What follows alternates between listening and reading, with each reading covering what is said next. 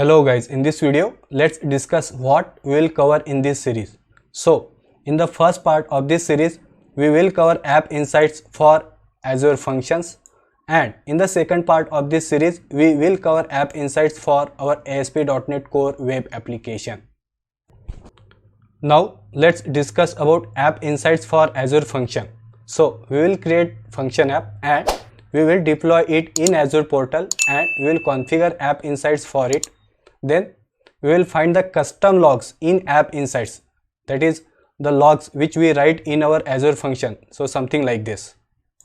Then we will also find the slow running functions or APIs in Azure Insights, and guys, that is really useful when we are trying to fix performance issues.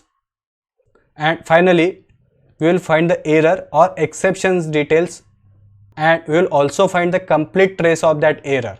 And not only that, we will find the exact file name and line number where that error occurred.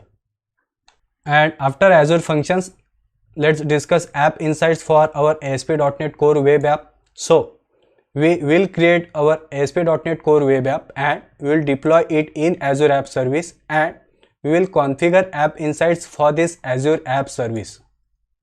But guys, still app insights will not be enabled for this ASP.NET Core web app, though we deployed it in Azure App Service and we enabled app insights for that app service.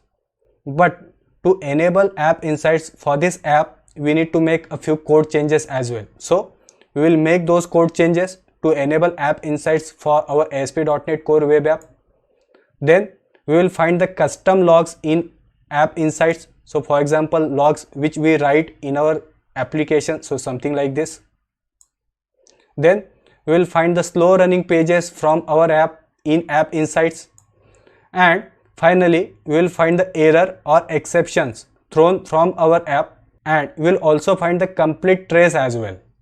And guys, again, not only this, but we will also find the exact file name and line number where that error occurred.